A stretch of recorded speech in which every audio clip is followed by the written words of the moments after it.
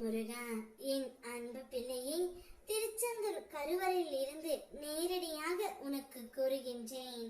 பெரும் மகிழ்ச்சி ஒன்று உனக்காக காத்து கொண்டு இருக்கின்றது.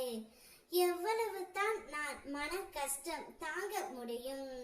என் துன்பம் எப்பொழுதுதான் முடியும்? நான் எப்பொழுதுதான் சந்தோஷமாக இருப்பேன் என்று நீ என்னிடம் கேட்டாய் அல்லவா?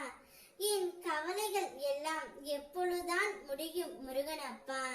நான் சந்தோஷமாக இருக்க வேண்டும் என்று நீ ஏங்கிக் கொண்டு இருக்கின்றாய். எங்கே தான் பிரச்சனை இல்லை பிள்ளையே? எல்லா இடங்களிலும் பிரச்சனை இருக்கின்றது. எல்லோருக்கும் மன கஷ்டம் இருக்கின்றது. நிம்மதி எங்கே தான் உள்ளது என்று தேடி அலைந்து கொண்டு இருக்கின்றாய்.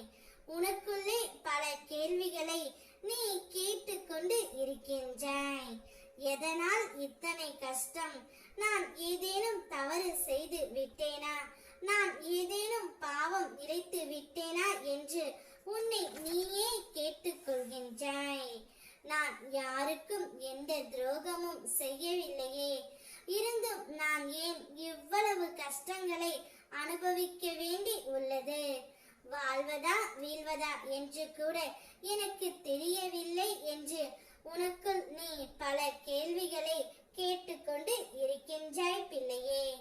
அடுத்தவர்களால் ஒருபோதும் நன்மை இல்லை என்பதை உணர்த்தவே அவர்களின் சுய ரூபத்தை நான் உனக்கு வெளிப்படுத்தினேன்.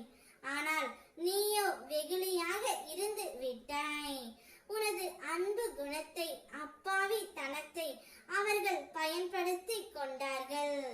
நம்பிக்கையையும் நீ இழந்து விட்டாய். இப்பொழுது அந்த கெட்ட காலங்களை நினைத்து பார்க்க வேண்டாம் பிள்ளையே. காலங்கள் மாறி விட்டன. இனி வருவது எல்லாம் வசந்த காலங்கள். உனது கையை பிடித்து தூக்கி நான் நிறுத்துகின்றேன். இவ்வுலகில் என்னை விட உண்மையான உறவுகள் யாரும் இல்லை என்பதை நீ புரிந்து கொள்ள வேண்டும் என்பதற்காகவே பொய்யான உறவுகளை உன்னிடம் இருந்து விலக்கி வைத்தேன். நீ ஆனந்தமாக இருக்க வேண்டும் என்பதற்காகவே இதை செய்தேன். ஆனால் நீ இவ்வளவு கஷ்டங்களையும் கண்ணீர்களையும் வீணாக வடிக்கின்றாய். அவர்கள் வாழ்நாள் முழுவதும் வந்தால் உன் வாழ்க்கை முழுவதும் கஷ்டமாகி விடும் பிள்ளையே.